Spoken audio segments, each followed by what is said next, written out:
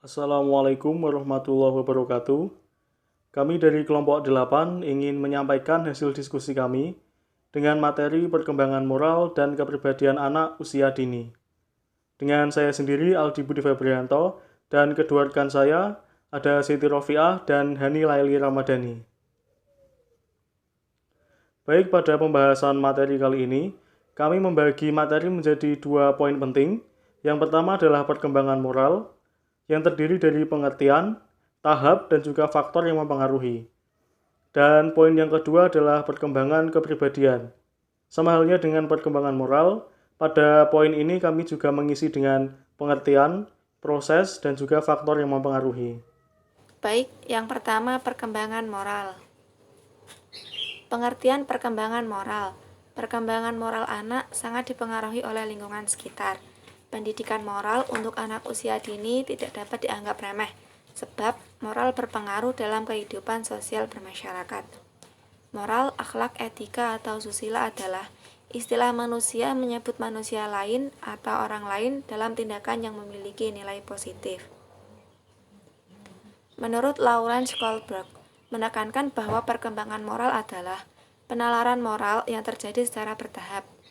Menurut Sandrock, perkembangan moral adalah perkembangan yang berkaitan dengan aturan dan konvensi mengenai apa yang seharusnya dilakukan oleh manusia dalam interaksinya dengan orang lain.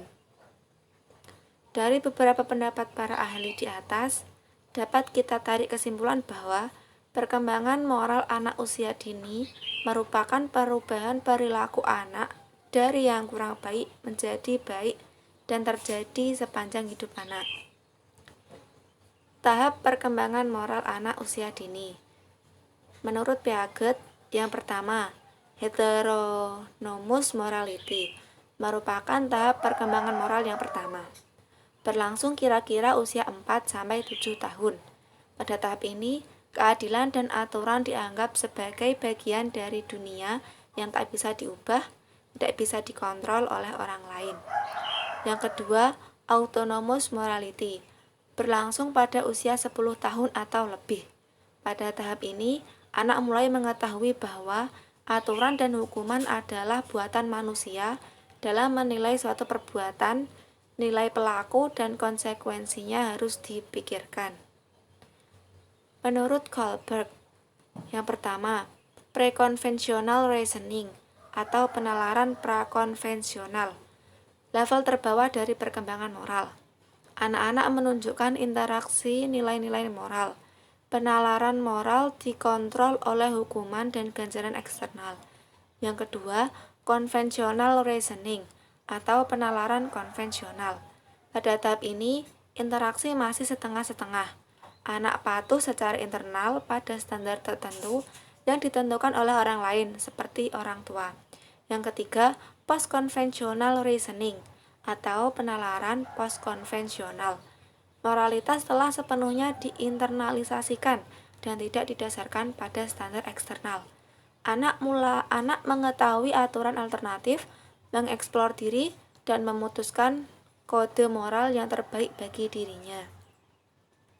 Oke, selanjutnya saya akan menjelaskan tentang faktor yang mempengaruhi perkembangan moral.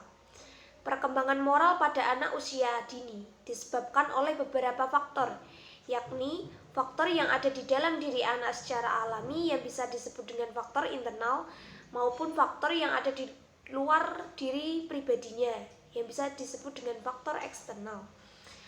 Penjelasannya, faktor internal sendiri merupakan faktor kepribadian individu yang telah dikaruniai berbagai potensi, baik akal maupun nurani. Sedangkan faktor eksternal merupakan proses interaksi anak dengan lingkungan sosial di sekitarnya. Kedua faktor tersebut berkontribusi besar dalam membentuk atau mengasah moralitas seorang anak. Selanjutnya, saya akan menjelaskan teori yang menjelaskan tentang faktor perkembangan seorang anak. Menurut Benz dalam Pranoto mengatakan terdapat 3 keadaan yang bisa memberikan pengaruh terhadap moralitas anak. Yang pertama, keadaan yang ada di dekat anak atau hubungan dengan lingkungan sosial. Keadaan ini merupakan hal di mana seorang anak berada dalam konteks kehidupannya, yakni keadaan sosial yang di dalamnya terdapat norma-norma kemasyarakatan sebagai tempat si anak untuk bersosialisasi. Yang kedua ada konteks individu yang memiliki fitrah. Seorang anak lahir dengan fitrah atau potensi yang akan membentuk karakter. Fitrah ini merupakan bawaan yang diberikan oleh Tuhan. Kemudian yang terakhir ada konteks sosial, terdiri dari keluarga, teman, media massa, instansi pendidikan, dan masyarakatan. Konteks ini memberikan pengalaman dan pengetahuan yang akan diserap dalam diri anak. Selanjutnya saya akan menjelaskan tentang perkembangan kepribadian seorang anak. Pengertian perkembangan kepribadian. Menurut J.G. Jung, kepribadian adalah seluruh pemikiran, perasaan, dan perilaku nyata, baik yang disadari maupun tidak. Yang kedua, menurut Rollo May, kepribadian biasa dapat dilihat dari bagaimana orang bereaksi kepada kita.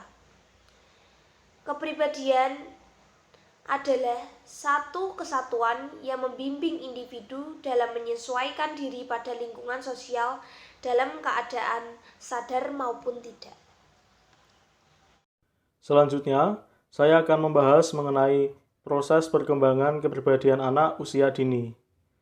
Jadi pada dasarnya, proses ini dibagi menjadi 3. Yang pertama adalah pendidikan langsung, yaitu melalui penanaman pengertian tentang tingkah laku sebagai seorang pribadi atau individu yang dilakukan oleh orang tua, guru, atau orang dewasa. Dan hal terpenting dalam proses ini adalah keteladanan. Maksudnya bagaimana orang tua atau guru itu bisa memberikan contoh atau teladan yang baik untuk si anak. Dan yang kedua adalah identifikasi, yaitu dengan cara mengidentifikasi atau meniru penampilan ataupun tingkah laku seseorang yang dianggap sebagai role model. Jadi pada tahap ini, anak sudah mulai meniru ataupun meneladani hal-hal yang dilakukan oleh seseorang yang dianggapnya sebagai role model. Dan yang ketiga adalah proses coba-coba, yaitu dengan cara mengembangkan tingkah laku moral semacam coba-coba. Jadi tingkah laku yang mendatangkan pujian akan terus dikembangkan, sedangkan yang mendatangkan hukuman atau celaan akan dihentikan. Kemudian mengenai aspek-aspek kepribadian. Ini dibagi menjadi 3. Yang pertama adalah aspek kejasmanian, meliputi tingkah laku yang nampak dari luar, seperti yang diucapkan oleh lisan dan yang dikerjakan oleh anggota tubuh lain. Contohnya adalah dikala seseorang berlatih atau belajar membaca Al-Quran, itu bisa didengar dan dilihat secara langsung.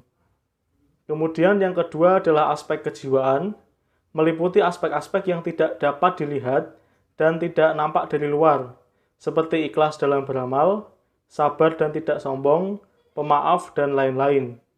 Aspek kejiwaan ini lebih mengarah pada karakter pribadi seseorang. Dan yang ketiga atau yang terakhir adalah aspek kerohanian, meliputi aspek-aspek kejiwaan yang abstrak, yaitu filsafat hidup dan kepercayaan.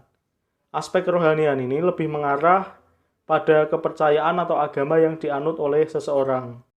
Selanjutnya, mengenai faktor yang mempengaruhi perkembangan kepribadian.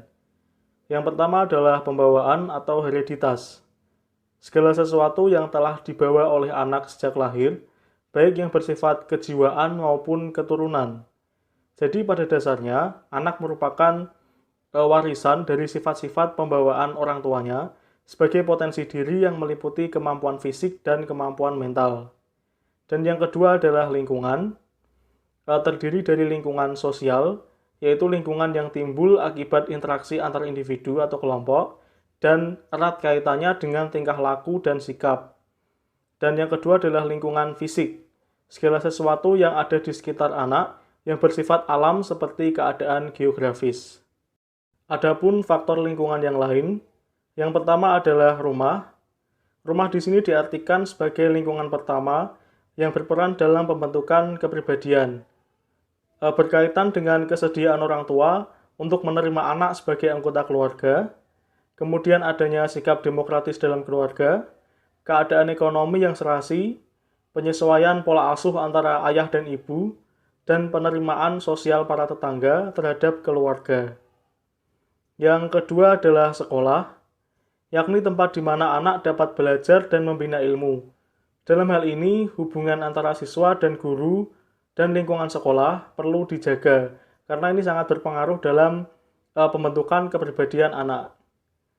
Dan yang terakhir adalah teman sebaya. Dalam lingkungannya, anak bermain, belajar, dan bekerja sama dengan anak lainnya. Yang mana anak berusaha mencapai realisasi diri melalui keberhasilan. Dan kebiasaan ini akan berlangsung terus-menerus dalam integrasi kepribadian pada masa dewasa. Sekian presentasi dari kelompok kami. Semoga materi yang telah disampaikan bisa bermanfaat bagi kita semua. Terima kasih. Wassalamualaikum warahmatullahi wabarakatuh.